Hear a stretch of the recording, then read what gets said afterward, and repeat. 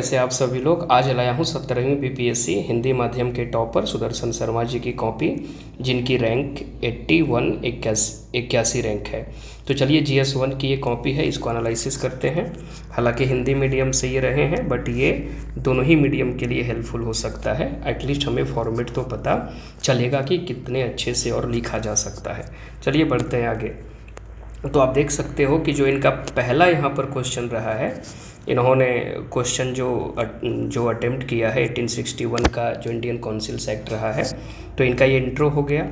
और इंट्रो के बाद आप देख सकते हो कि इंट्रो में ही इन्होंने 3 डेट दे दिया, ईयर दे दिया। तो काफ़ी इंटरेस्टिंग है ये। और प्रमुख प्रावधान, सबसे ज़रूरी है कि इनकी हैंड राइटिंग काफ़ी साफ़ सुथरी है, आप देख सकते हैं। और जो क्रेडिट है इसको सप्लाई करने की मेरे टेलीग्राम चैनल पर, वो है डेल्टा PCS की। तो डेल्टा PCS के तरफ से ये जो है आया हुआ है और भेजा गया है, बल्कि ठीक है, मेरे कांटेक्ट पे। और मैं इसको एनालिसिस कर रहा हूँ, और जो क्रेडिट है इस कॉपी की वो डेल्टा PCS को जाता है। चलिए बढ़ते हैं आगे। तो अब यहाँ पर देख सकते हो एनालिसिस में किन्होंने लिखा प्रमुख प्रावधान, और देखो 1 पॉइंट 2 पॉइंट, ठीक है। तो यहाँ पर हर चीज़ आ रहा है, सर दिनकर राव, महाराजा पटियाला। हैंड राइटिंग अच्छी है। और आप फॉर्मेट की बात करो तो देखो फॉर्मेट कितना सुंदर है, मतलब ओवरऑल काफ़ी अच्छा लगा। और देखो जनरली मुझे कॉपी अगर अच्छी लगी किसी की, तो समझ लो कि उसमें कोई ना कोई ख़ास बात है। तो ये जो है काफ़ी शानदार है। और मैं एग्जामिनर होता तो मैं इन्हें मार्क्स देता, तो इनके रैंक और अच्छे आने चाहिए थे, 81 से ऊपर। देखो इनके कंटेंट्स देखो, लिखने की शैली देखो, GS कैसे लिखा जाता है। हिंदी में माध्यम के हो आप लोग, प्लीज़ समझो। यहाँ पे आलोचना लिख दिया। सोचो कि उतने टाइम में इन्होंने कैसे मतलब किया है, इतनी सुंदर हैंड राइटिंग के साथ। काफ़ी इन्होंने प्रैक्टिस की होगी दोस्त। तो हिंदी मीडियम के विद्यार्थी प्लीज़ फोकस करो। देखो किस तरह से इनका कंक्लूज़न हुआ यहाँ 1892। कोई इन्होंने उसमें इंसर्ट कर दिया जो आगे वाला काउंसिल एक्ट था 1892 वाला, आप देख सकते हो। तो यहाँ पर आया, चूँकि काउंसिल एक्ट हम बात करेंगे तो 1861 रहा है, और 1892 रहा है, और 1909 रहा है। उसके बाद 1919, 1935 और 1947 ये गवर्नमेंट ऑफ इंडिया एक्ट रहे हैं, ठीक है। तो काफ़ी अच्छा है, बहुत बढ़िया, बहुत सुंदर, मतलब अप्रिशिएबल है। भारत छोड़ो आंदोलन का देख लो, यहाँ पर इंट्रो हो गया, यहाँ पर इन्होंने 1-2 पॉइंट लिखा, और उसके बाद इन्होंने भारत छोड़ो आंदोलन एवं बिहार, जो मुख्य जो बातें मतलब जो क्वेश्चन में डिमांड है ना, तो इन्होंने क्वेश्चन के डिमांड को देखो सेटिस्फाई किया है कि नहीं। तो जो डिमांड है उसको हमें हेडिंग करना है, और यहाँ पे हम पॉइंटर वाइज बनाते हुए निकल जाएंगे, ठीक है। तो इसको आप देख लो, इसको स्लो भी करके आप देख सकते हैं, बहुत बढ़िया लगा।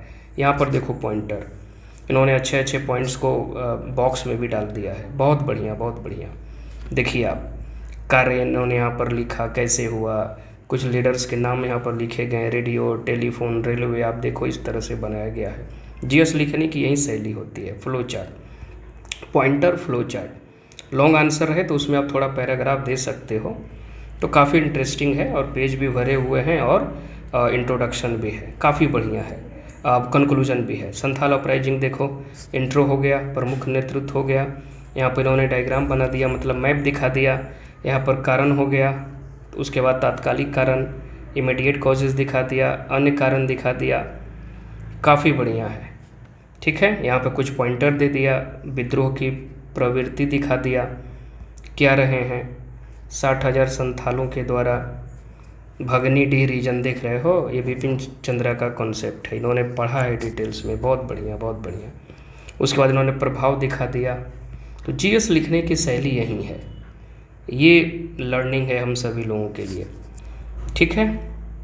तो आप देखो, ये भी क्वेश्चन देख लो, पटना कलम पेंटिंग, इंट्रोडक्शन है। उसके बाद इन्होंने यहाँ पर विशेषता लिख दिया, यहाँ पर एक फ्लो चार्ट या डायग्राम दे दिया।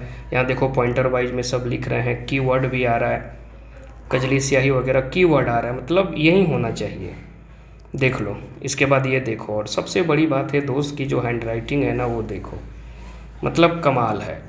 इनकी रैंक जो है 10 के अंदर होनी चाहिए थी, शायद इंटरव्यू में कुछ इधर उधर हुआ होगा, बट बहुत सुंदर, बहुत बढ़िया, बहुत बढ़िया, अप्रिसिएबल है।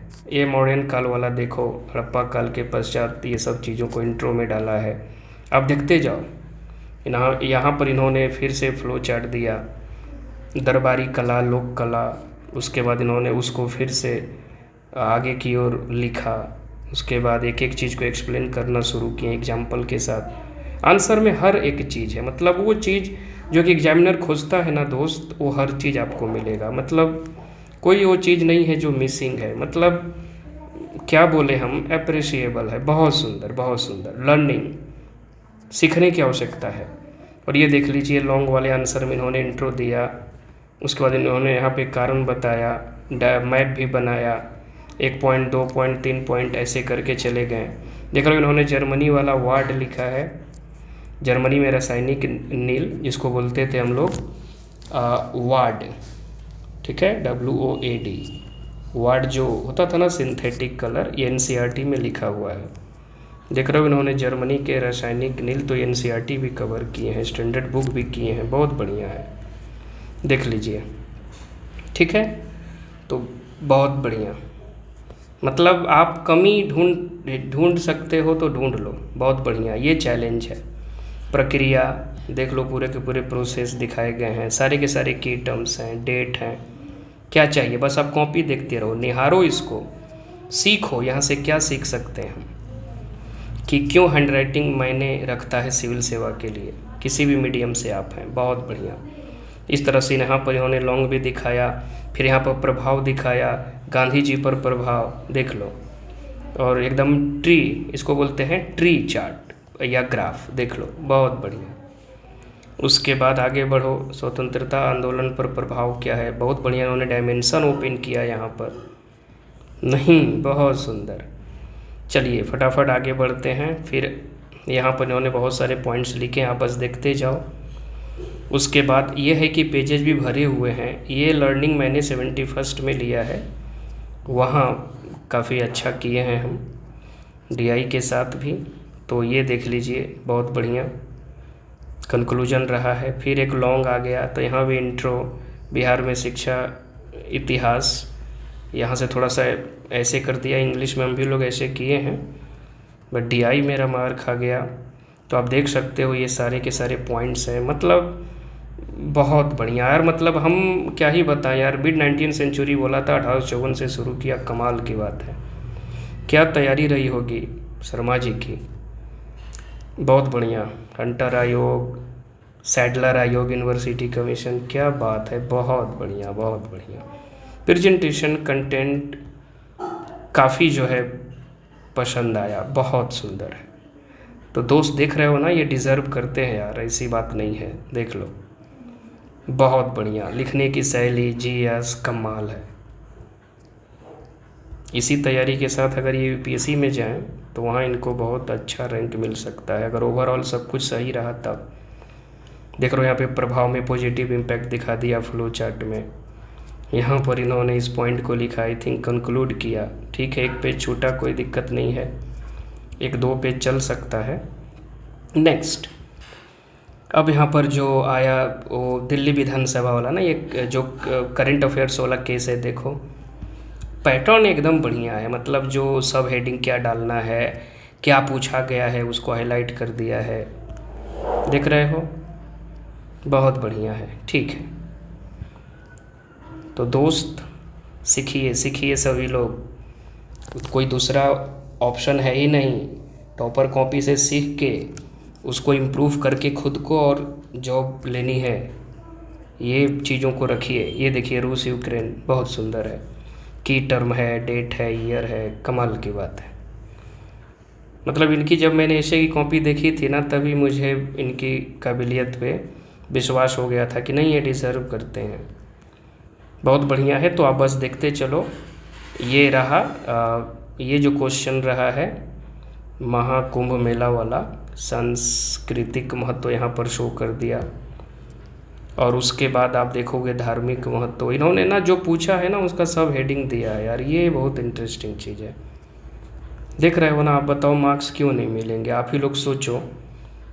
देख रहे हो, ये भी वाला क्वेश्चन बहुत बढ़िया है। यहाँ पर देखो, ये प्रेजेंटेशन GS का देख लो, बार ग्राफ, बहुत बढ़िया। आगे बढ़ते हैं हम लोग। यहाँ पर इन्होंने महत्व दिखा दिया, उसके साथ इन्होंने पॉइंट्स बनाए, content everything sir mentioned here, very good, appreciable. हालिया चुनाव में देख रहे हो करंट से भी रिलेट किया गया है, राष्ट्रीय स्तर पे क्या प्रभाव होगा, वो ट्रम्प 2.0 में क्वेश्चन जो था देख लो। यहाँ इन्होंने एक इंटरेस्टिंग चीज़ है कि यार इन्होंने जो प्रभाव दिखाया ना, तो सकारात्मक और नकारात्मक दोनों दिखा दिया, मतलब एक ही में ना, ऐसे कितना सुंदर है, बहुत सुंदर। उसके बाद यहाँ पर देख सकते हो कि उसको आगे लेकर बड़े अंतर्राष्ट्रीय प्रभाव भी दिखाया, यहाँ पे इन्होंने निष्कर्षतः कर दिया।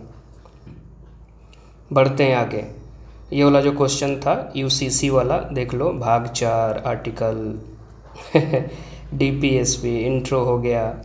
उसके बाद यहाँ से समान नागरिक संहिता, इसमें क्या क्या है, ठीक है। यहाँ पर जो है वो लॉ कमीशन, विधि आयोग की भी चर्चा किए हैं, फिर गोवा की चर्चा किए हैं, देख रहे हो कंटेंट और प्रेजेंटेशन। तो देखो एग्जामिनर ना सुंदर चीज़ों को देखता है कि यार मतलब पहली चीज़ की कॉपी सुंदर लिखी गई है कि नहीं, तो पहले उसी को ना सेलेक्ट करेगा चेक करने के लिए, बोलो। उसके बाद वो कंटेंट देखेगा। तो पहली चीज़ है कि प्रेजेंटेशन, देख रहे हो इतनी सुंदर प्रेजेंटेशन है कि यार हम लोगों को सीखने का मन कर रहा है कि नहीं, लर्निंग तो इनसे लेनी है, देख लो, ठीक है। बहुत सुंदर है, एक एक चीज़ को इन्होंने शो किया है, तोड़ा है चीज़ों को, एक्सप्लेन किया है एग्जाम्पल के साथ, आर्टिकल्स डाले हैं। तो यार इनको होना चाहिए था टॉप 20 टॉप 10 में, देख लो, बहुत सुंदर। मेरी जहाँ तक एनालिसिस है कि जो थर्ड रैंकर हैं उनसे तो इनकी कॉपी बहुत अच्छी है, तो इनको वहाँ होना चाहिए था, उनको वहाँ होना चाहिए था, ये मेरे विचार हैं, देख लो, ठीक है, ठीक है। उसके बाद यहाँ पर कुछ पेजेज छूट सकते हैं, कंटेंट हो चुका है। तो उसी तरह से दोस्त थोड़ा सा हम तेज करते हैं वीडियो को। तो ये देख लो, एक राष्ट्र एक चुनाव का केस, आप इसको देख लो, एनालिसिस करना। एक राष्ट्र एक चुनाव का मतलब क्या है, इसके लिए क्या क्या है, हेडिंग डालना, सब हेडिंग डालना, उसको फ्लो चार्ट में लिखना, कंटेंट के साथ लिखना, इसके फ़ायदे क्या हैं, फटाफट चीज़ों को शो कर दिया। उसके बाद नुकसान क्या है, देखो इस तरह से पॉइंट लिख दिया। हैंड राइटिंग इनकी काफ़ी अच्छी है, बहुत बढ़िया, इन्होंने लास्ट तक हैंड राइटिंग बना के रखी है, बहुत सुंदर, ठीक है दोस्त। अब इसके बाद जो है, हाँ इसमें 2 पेज बचे हैं, तो उधर कंटेंट हो चुका है पर्याप्त। ऐसी बात नहीं कि आप सारे के सारे पेजेज भरे ही, ऐसी बात नहीं है। तो ये डीआई का सेक्शन है, तो डीआई का सेक्शन आप खुद ही देख लो, और डीआई में भी इनकी हैंड राइटिंग बहुत सुंदर है यार, पहले देख रहे हो प्रेजेंटेशन साफ सुथरा जो है। बहुत बढ़िया, बहुत बढ़िया। इसी तरह से दोस्त टॉपर्स कॉपी मेरे पास आती रहेंगी ना, जो लोग सेलेक्टेड हैं उनकी कॉपी मैं यहाँ पे एनालिसिस करूँगा, ताकि हमको, आप सभी लोगों को जो तैयारी कर रहे हैं, जो थोड़े थोड़े के लिए छट जा रहे हैं, उनको सीखने को मिले, वो चाहे किसी भी मीडियम से हो, वो फ़र्क नहीं पड़ता। देखो कह रहे थे लोग कि डीआई में पेजेज जो है कम हैं, देख रहे हो इन्होंने 5 का 5 डीआई यहाँ पर बना दिया, और उसके बाद लगभग 1 2 3 4, बताओ 4 पेज भी बच गए, देख रहे हो। तो ये होता है मैनेजमेंट। तो उतने प्रेशर में ना दोस्त हम लोगों को अच्छे से मैनेजमेंट करना होगा। जैसे 71st में बहुत सुंदर से मैनेजमेंट किया गया है, जिन्होंने भी दिया है 17वीं से सीख कर, हम लोग चाहे हम लोग के फ्रेंड सर्किल में कुछ लोग हैं, तो इस बार हम लोगों ने अच्छा किया है, ठीक है, बहुत सुंदर जी, देख रहे हो। उसके बाद इनका ये भी डीआई देख लो, लास्ट वाला भी देखो, प्रेजेंटेशन कमाल की बात है। आप कहाँ से मार्क्स काटोगे यार, खूबसूरत हैंड राइटिंग, साफ सुथरा, लगता है कि इन्होंने 6 घंटा में लिखा है। बताओ 3 घंटा के कंटेंट को इन्होंने कितने अच्छे से लिखा है, साफ सुथरा, मतलब क्या प्रैक्टिस रही होगी यार। ये डिज़र्व करते हैं यार, आंख बंद करके डिज़र्व करते हैं यार, इनमें कोई डाउट नहीं है कि ये टॉपर बने हैं। बहुत बढ़िया, बहुत बढ़िया, ठीक है दोस्त। तो इनकी कॉपी GS2 भी मैं आपको शो करूँगा, और मैं इनको अप्रिसिएट करता हूँ रियली। मैं बहुत कम कॉपी ऐसा देख पाता हूँ जहाँ मतलब इतने शानदार तरीके से चीज़ों को लिखा गया हो।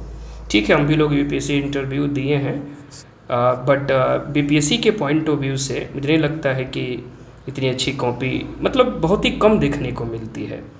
और क्या आपको नहीं ताज्जुब हो रहा है कि 3 घंटे में इतना सुंदर, इतनी अच्छी हैंड राइटिंग, मतलब शर्मा जी ने मतलब कितनी प्रैक्टिस की है दोस्त, आप इस चीज़ को महसूस करो। तो यही है लगन। लगना तो पड़ेगा आपको यार, 15 घंटा देना ही पड़ेगा। आप पीटी पास करो, मेंस करो, मतलब इंटरव्यू करो, डिस्कस करो, कंटेंट हर चीज़ रखो, ओवरऑल अपने आप को झोंक दो तैयारी में, तभी हो पाएगा, नहीं तो नहीं। मिलते हैं अगले वीडियो में। Thank you very much.